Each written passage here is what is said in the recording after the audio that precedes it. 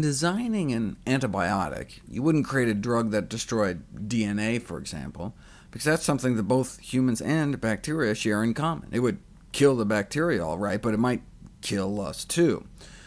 So many antibiotics work by attacking the bacterial cell wall, something bacteria have that we don't.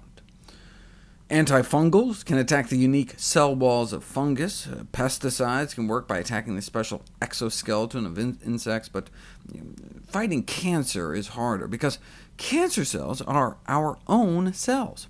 So fighting cancer comes down to trying to find and exploit differences between cancer cells and normal cells. 40 years ago, a landmark paper was published showing for the first time that many human cancers have what's called absolute methionine dependency, meaning you can grow normal cells in a petri dish without giving them the amino acid methionine. Normal cells thrive, but without methionine, cancer cells die. Normal breast cells, for example, grow no matter what, with or without. But here's leukemia cells. They need that extra added methionine to grow, or they just flatline. What does cancer do with the methionine? Tumors generate gaseous sulfur-containing compounds with it that specially trained diagnostic dogs can actually pick up. There are mole-sniffing dogs that can pick out skin cancer.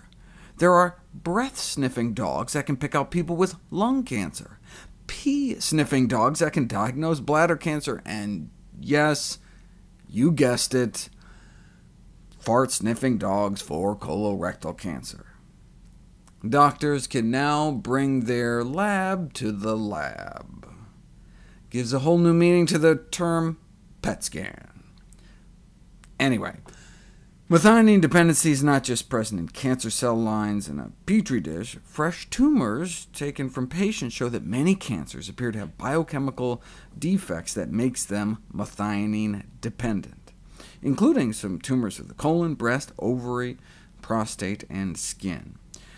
Chemo companies are fighting to be the first to come out with methionine-depleting drugs, but since methionine is sourced mainly from food, a better strategy may be to lower methionine levels by lowering methionine intake, eliminating high methionine foods for cancer growth control.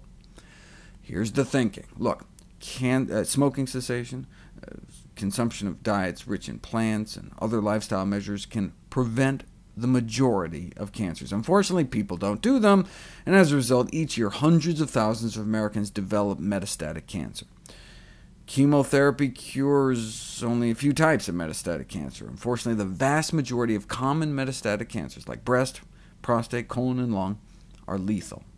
We therefore desperately need novel treatment strategies for metastatic cancer, and dietary methionine restriction may be one such strategy. So, where is methionine found? Particularly chicken and fish. Milk, red meat, and eggs has less, but if you really want to stick with lower methionine foods, fruits, nuts, veggies, grains, and beans. In other words, methionine restriction may be achieved using a predominantly vegan diet. So why isn't every oncologist doing this? Despite many promising preclinical and clinical studies in recent years, dietary methionine restriction and other dietary approaches to cancer treatment have not yet gained widespread clinical application. Most clinicians and investigators are probably unfamiliar with nutritional approaches to cancer. That's an understatement. Many others may consider amino acid restriction as an old idea, since it's been examined for several decades. However, many good ideas remain latent for decades, if not centuries, before they prove valuable in the clinic. With the proper development, dietary methionine restriction, either alone or in combination with other treatments, may prove to have a major impact on patients with cancer.